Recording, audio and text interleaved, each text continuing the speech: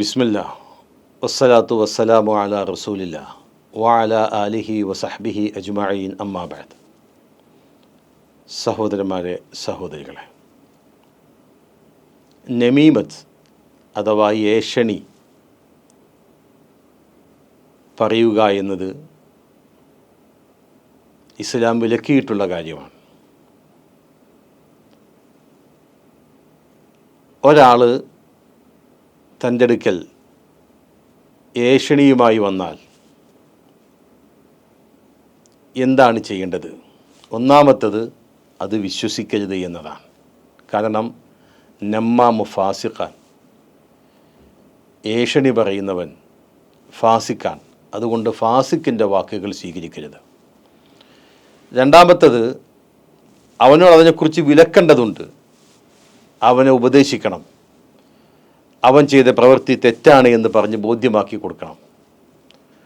മൂന്നാമത്തത്, അള്ളാഹുവിൻ്റെ കോപം ഉണ്ടാകുന്ന ഒരു കാര്യമാണ്.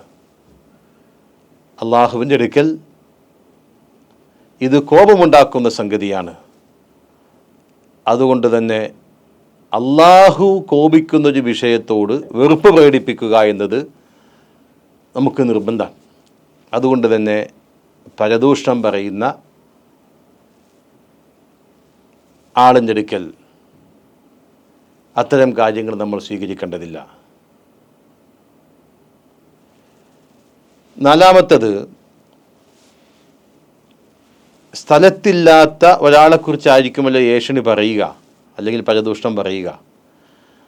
ആ പറയപ്പെടുന്നയാളെ സംബന്ധിച്ച് നമ്മൾ മോശമായി ചിന്തിക്കേണ്ടതില്ല. തെറ്റായ വിചാരം അയാളെക്കുറിച്ച് നമുക്ക് പാടില്ലാത്തതാകുന്നു. മറ്റൊന്ന്,